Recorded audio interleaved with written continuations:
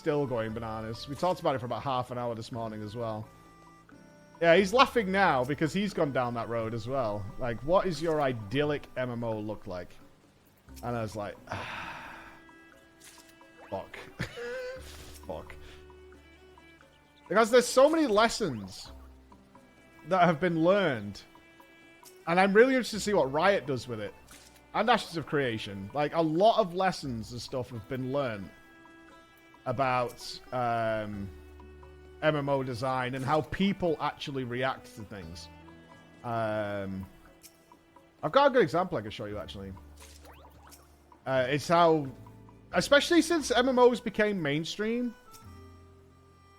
Like, the way they became mainstream really changed how MMOs work compared to when they were the sole property of the sweatiest of the sweats.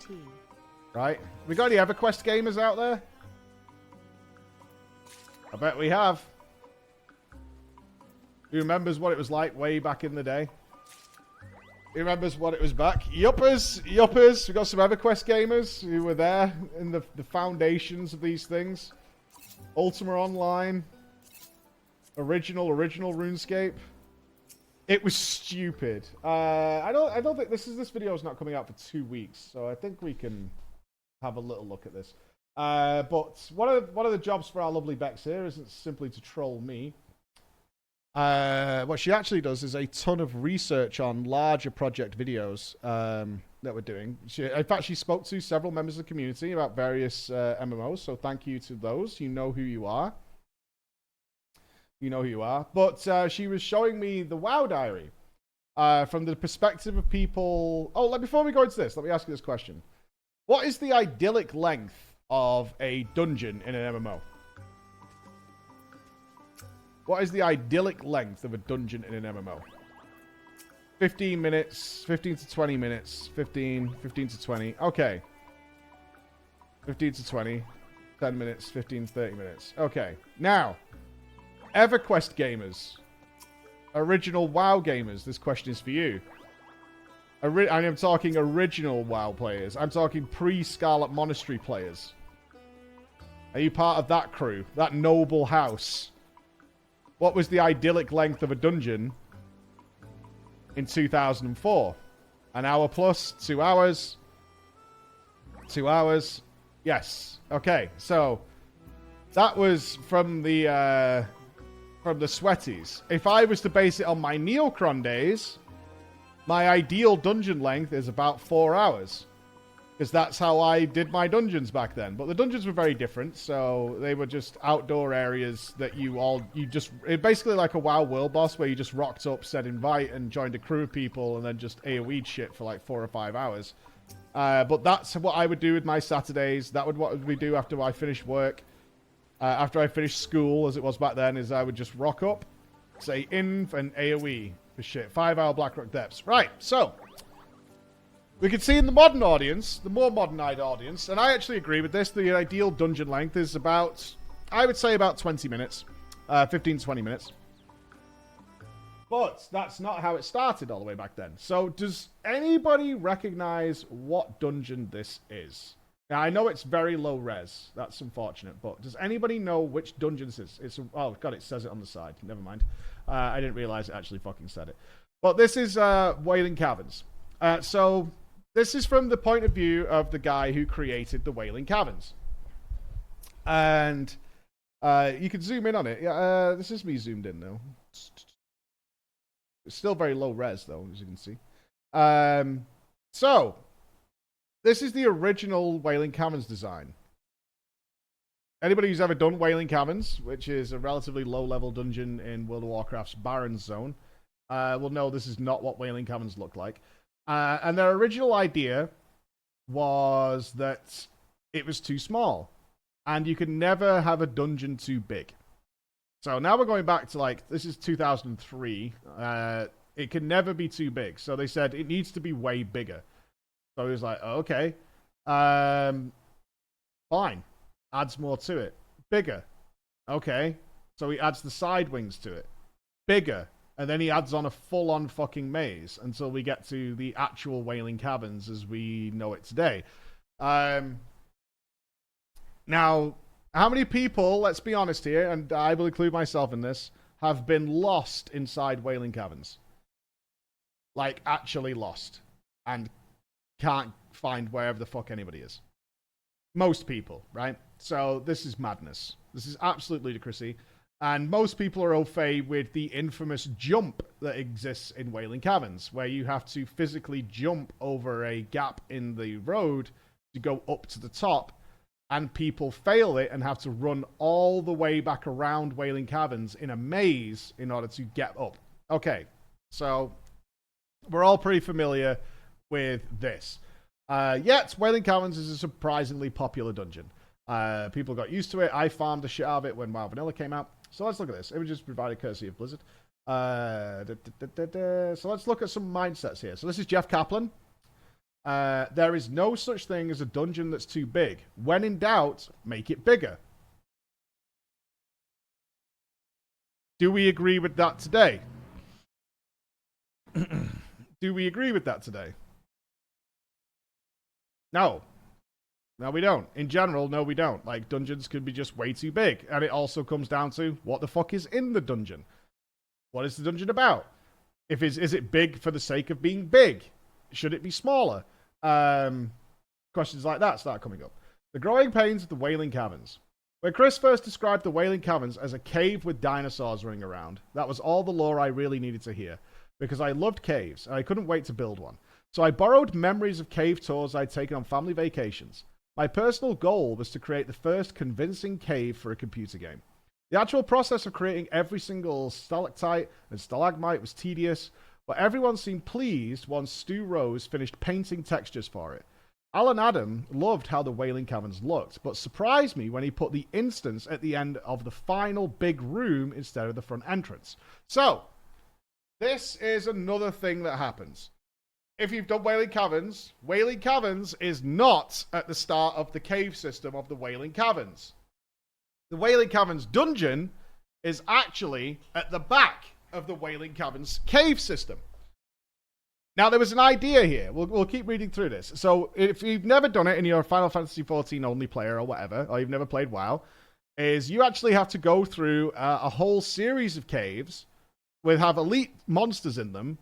And then at the back of there, down at the bottom of a hill, is a instance portal. That's where the dungeon is. Now, importantly, this is well before things like LFD, Dungeon Finder, queuing up for dungeons. Don't exist. Never going to exist for like 7 or 8 years. This is long, long, long before any of that stuff. So this is where the dungeon actually is buried deep. All right, quiz. Pop quiz, chat. What is the other dungeon around a similar level that is like this, that exists in WoW? And it came out with the launch of WoW. The Dead Mines. Yes, the Dead Mines. The Dead Mines is exact. So you can see the dungeon philosophy of the WoW developers at the time this was a really cool idea, is you would have to traverse some sort of outside area before you even got to the dungeon, and then the dungeon would start. Immersion-wise, Black Fathom Deeps is the same, and it comes down to the same reasoning. Now, why did they do that? Mora was a bit like that, yeah. Diamor's a bit like that. Uldaman, he's a big example of that. Uldaman, Noma's like that as well. Immersion, yes. Is it more immersive? I would argue it absolutely is. Yes, I would argue it absolutely is. It is more immersive. It is definitely more immersive. Like, Uldaman is a great example. You have to go through this archaeological dig site. You have to work through all the things that have lurked in there. And then inside, you find a temple just like Indiana Jones would do. They wouldn't have the door to the temple just sitting outside.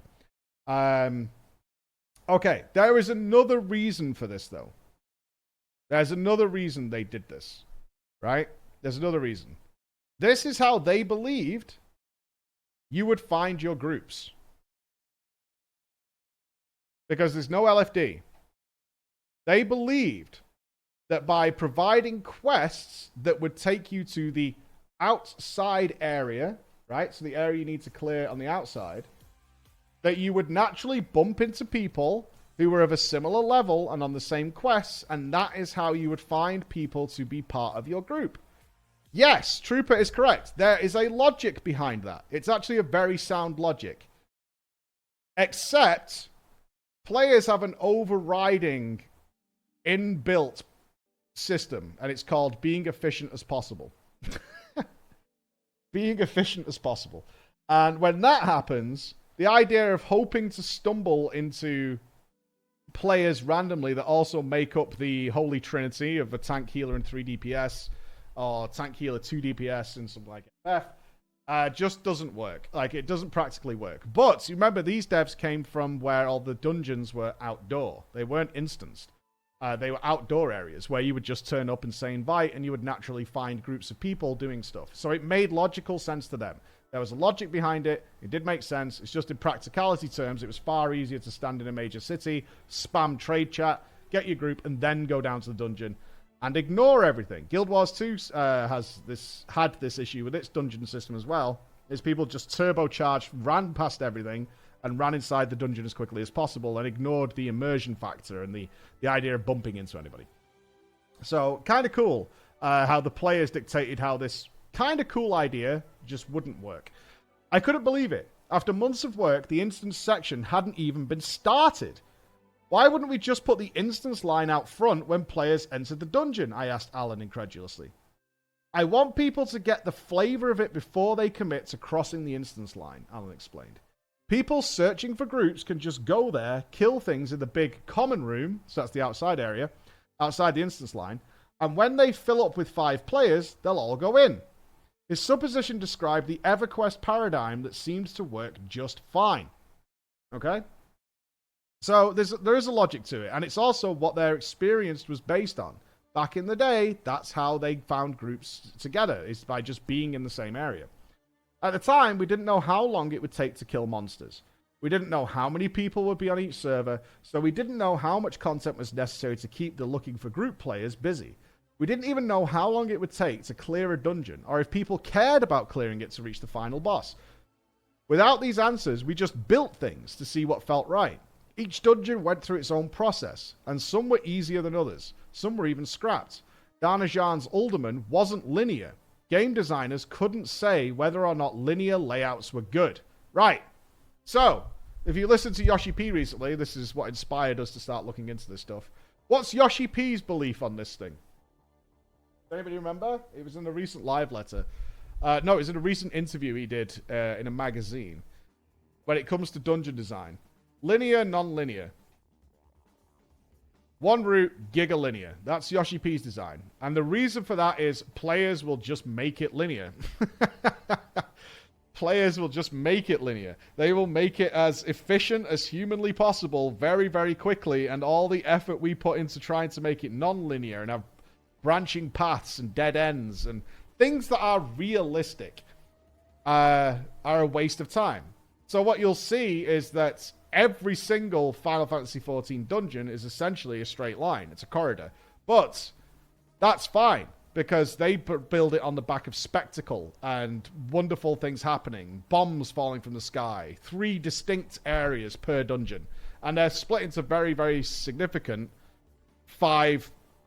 basically 5-minute chunks. Something like, I would imagine internally, the Final Fantasy XIV designers have a very strict rule that each section of the dungeon, each third, should be about 5 to 7 minutes long with a normal group. And that's how they make them. Old Totarak, anyone? Yeah, you can see how the design philosophy has moved forward, particularly since Stormblood. And you can also see this in World of Warcraft, because what I mentioned a dungeon that was released after this initial design, which is very, very, very different than this design that we saw with the launch dungeons of World of Warcraft, and that was Scarlet Monastery. And Scarlet Monastery, for those who've done it, was noticeable how? What was the big thing they did with Scarlet Monastery that they didn't do during patch 1.1, but they did do in patch 1.3?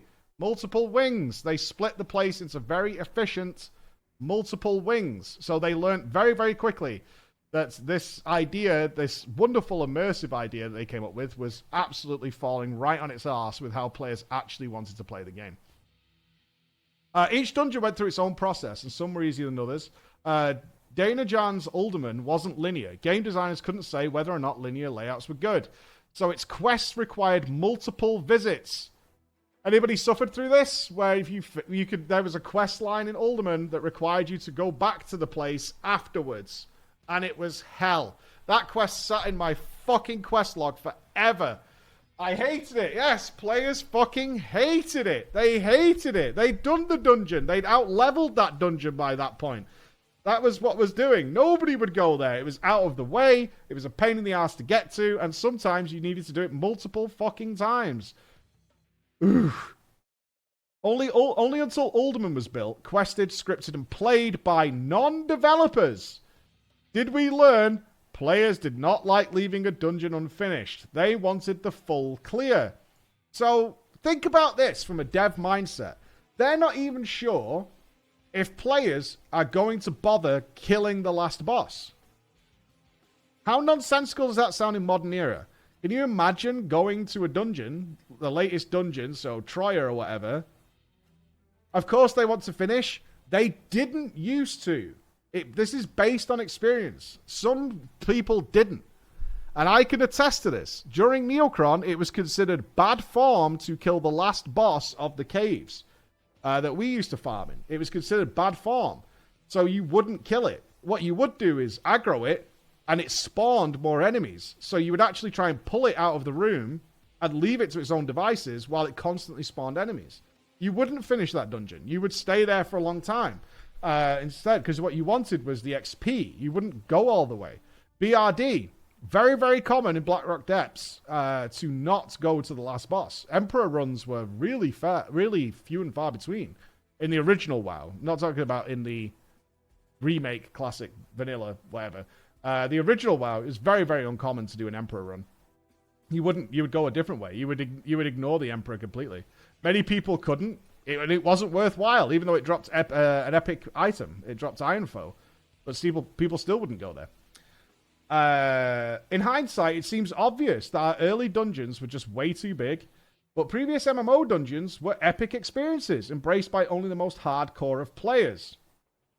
The paradigm of big dungeons was established by EverQuest's non-instance playspaces, where playspaces needed to accommodate everyone on the server who wanted to go there.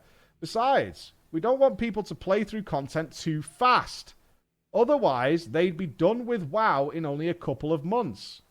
What we didn't realize was how much private play spaces, so this is the time we're introducing your own dungeon. So it's only you 5 in the dungeon, right? That's a big change back in 2004, is that this dungeon is just for you. There's no strangers going to show up. Would shrink the amount of overall play space needed. Besides, the concept of a short 1-hour dungeon. A short 1-hour dungeon didn't exist in MMOs. A nice, quick 1-hour dungeon just didn't exist. That was quick. Short, 1 hour. And I always come back to that the speed run required for Shattered Halls in TBC was 51 minutes or something. 52 minutes. That was the speed run. That was the speed run of that.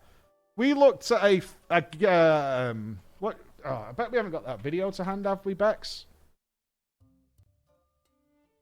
From just the recent Burning Crusade. Yeah, this one here. Now, I can't attest to the skill of these players, but this is Shadow Labs Heroic in TBC Classic. It's an hour long. And these guys are way overgeared for this. Way overgeared. Now, I'm not saying they're the best players ever. I think I got Heroic Shadow Labs farm when I was tanking down to about 30 minutes. But these guys are giga overgeared for this. And this is still an hour long. Right, so there's definitely some pacing issues with some AFKs and stuff, but it's still a long fucking time. And look at all the markers needed in this room. Look at all the markers in this room. Like, I can still remember my pulls here. The throw, and then this is the correct way you pull this. And then pull it all the way back around this corner. This is how you did it. Yep, Shadow Labs Heroic. This is how you did it. Wait for the mobs to come. Dodge, because we didn't have expertise at the time. Lol. And make this work. It's almost a mini raid. Well, this was considered pretty normal. At the time, this was considered pretty normal.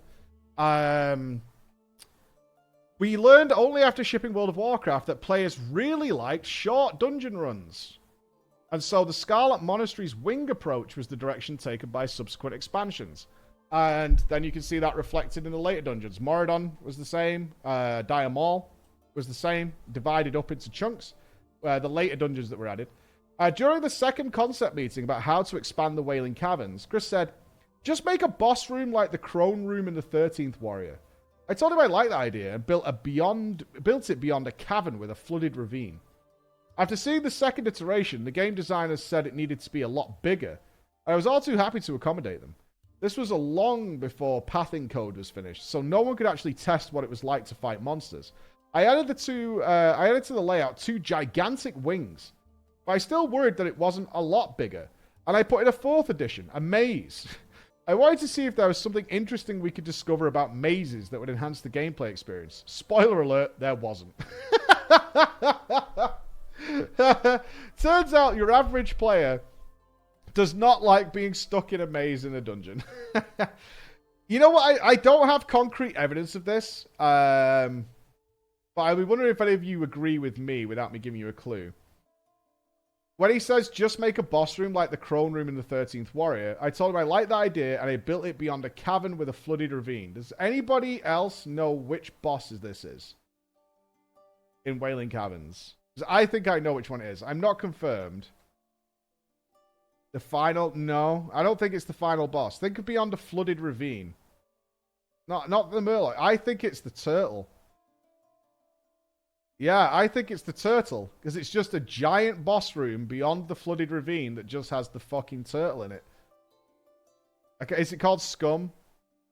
Yeah, the Thunder Kodo. The Thunder Kodo's not a giant room. The Thunder Kodo's behind a fence. I think it's the fucking turtle. Because there's nothing else in that goddamn room. It's just a big-ass giant room with a fucking turtle in it. Where was he? And the 4th edition, the maze section. I wanted to see if there was something interesting we could do with mazes. Spoiler alert, there wasn't. After we learned mazes aren't fun, I revisited the dungeon and took great pains to overload the maze with props and doodads. I even put a mushroom trail throughout it so people could take the shortest route without getting lost. But as it turned out, the mushrooms just blended in with the rest of the clutter. I will be the first to say I had no fucking idea the mushrooms were a pathway through that maze. At no point in my life have I ever noticed that the mushrooms in Wailing Cavern are a fucking pathway through the maze. The mushrooms are a path. He put them in there because people kept getting lost. There's a quest. The problem is, though, there's a quest in there to pick up mushrooms. So you're looking for those mushrooms and ignoring the rest of them because the other mushrooms glow that you have to pick up for the quest. Right? Yeah, make them visible. Yeah, they're just blended in like scenery. So apparently, I need to check this. I need to actually log in and try this. But apparently, the mushrooms take you through the maze. So that's one of the interesting things. One of the many interesting things Bex plucked out for us on this subject. But very interesting. Especially how they've strayed. Because in Dragonflight, there's a combo of small and big dungeons they're mixing in. But they utilize Mythic Plus in order to alternate the paths and things.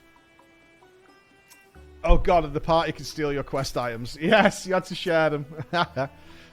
Did WoW not have patch notes similar back then even now? Yes, in fact, if you go to... I believe they've been bought by Wowhead now, but you can go there. And you can read every patch note. I have to do it all the time when I'm doing legacy videos, is go and read the old patches. But yeah, you have every single patch note is available and archived. I'm pretty sure it used to be on WoW Wiki, but I think Wowhead bought WoW Wiki. And I think it's all integrated there now. Oh, yes! Does anybody remember the name of the Stormblood dungeon that is the really long one that goes right up into the sky? It's really, like, oddly long for a Stormblood dungeon. Yeah, you go through, like, the center of a mountain. And then you end up on the top and you have to get the air things. Swallow's Compass. Thanks, guys. There you go, Vex. That's the one I was thinking of. We were in a meeting yesterday talking about this exact stuff, and I was like, what the fuck is that dungeon? It was driving me mad. And none of us could remember the name of it. Swallow's Compass. Thank you. Yeah, thank you. I was like, I'll ask chat tomorrow. They'll know which one I'm talking about. It's not that long, but it's noticeably different than the others. We need to run a time check on it. See how long that dungeon takes. It felt long. Exactly. Yeah, it felt long. It's slow and it feels long. Sally placed the first range roll request, remember is? Yeah, I remember doing it. I just couldn't remember the name of it. So, obviously, for research notes, you want the name. It has a rare card, so... You're farming it for glam? Of course you were. Of course you were. But I think that stuff for me, as... Like, building up this knowledge, I find it really interesting how dungeons and stuff have changed with modern expectations versus what the devs would like you to have. Or what they think you would enjoy. I find that stuff super interesting. I'm not going to forget the other set, don't worry. I do these half, the other two are next to each other, so we go up here. Hey, next time call my apartment, please bring cake. Roasted. Roasted. I'm not bringing cake. We're not bringing cake. We think you do, you don't. Well, it's one of the things that really bothered me about the latest iteration of Alderman. Alderman's been remade in Dragonflight. And it just lacks so much of that immersive value that existed with the first iteration. And it really bothered me. It was like... it genuinely bothered me. It's like they took out so much of the spectacle and stuff. But the direction WoW's gone in with its dungeons is efficiency and Mythic Plus and time matters. Oh, God. So, like, hang on. To your point is... Oh. You have to put that mic near you or it doesn't work. What's to your point is, like, imagine having Alderman, but without the Lost Ark moment and the Maiden appearing. Like, Well, that's what it is. The Dragonflight doesn't have... It does have the Lost Dwarves. yeah, but it doesn't have the staff thing, right? Very It's like- briefly. It doesn't have the picking up the staff. It doesn't have you putting the staff into the center of the model of the city.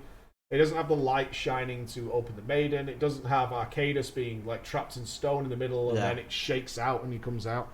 It doesn't have any of that. But it's built for a different audience. That's the thing. Well, I never felt like the old Alderman, though, was inefficient, particularly. But not in the versions that you could do while you were leveling now. The original Alderman is non-linear, and it actually has 2 entrances, if you remember. I mean, like the version you would do in, say, the Dungeon Finder today. I'm pretty sure a lot of that's been paired off. Well, they lock it up? I think so. I'd have to check that. I don't know that. It's been a while since I've done it. But I haven't had to remember, level in forever, so I don't know. Yeah. But the last time I remember doing it, it's pretty straightforward now. So maybe. I remember how bizarre it was, and the reason is, we were looking through these notes recently, so Alderman had a second entrance that you could get halfway through the dungeon. Right. If you cleared a certain pathway, you'd actually find another instance portal that would take you back outside, and that was because they actually intended you to do it in pieces. Right. Their original idea with a big, sprawling, non-linear dungeon was that you would come out and take a break or come back with the same group later to do the rest of the dungeon. Yeah. Which people were like, no, I've got the group. I've made it all the way here. I want to finish the dungeon. But their original intention was that you would do it in like half the dungeon and then just go take a break and go out of this extra, and then you would have unlocked the other entrance to get back in. It's weird how that works. I mean, same with like UBRS, right? There's so much stuff. It's like... Yeah, UBRS is noticeable historically because it had a raid inside of the dungeon. Yeah. The original access to Blackwing Lair was inside UBRS. Yeah. Which is really kind of interesting these days, is that you would have to go in through a different dungeon to get into the raid. But immersion-wise and thematically, that makes total sense. Yeah, the only time they ever really did that more recently than that was, I mean, kind of, was the Wrath dungeons they released for ICC. You had to go through linearly. Yeah, right? the first time you had to traverse through each of the 3 areas before you unlocked them as separate dungeons to go to. Yeah, because you would go through the Forge of Souls into the Pit of Sauron. I forget what the last dungeon was called, where Arthas chased you. Halls of Reflection. Halls of Reflection. Yeah, Halls of Reflection. So yeah, that was cool because it got you to go through all 3 of the dungeons. I love those dungeons. I thought they were awesome at the time. Yeah, shame they killed every single other dungeon that existed in the game. Yeah, which is another subject we're going to be talking about. Yeah, that was it's absolutely a little bit of a shame that they destroyed every single other dungeon by doing that, but unlucky. And one thing I would like to know for anybody who did play WoW Classic is, did everybody have a UBRS key, or was that only with the initial launches, and over time people stopped bothering to get the UBRS key? I know when I played the remade Classic, I got the UBRS key like immediately. I was like, I am not having that key. Most people didn't get it. Did you run into scenarios, which was a very common thing back in the day, where a group would be formed for UBRS, and then you would realize nobody had the key, and people were selling keys. Like, they would like 100 gold and unlock the dungeon for you. Summoning a keyhole is still very novel. As a rogue, I made sure to get it, guarantee myself a spot in the raids. Yeah.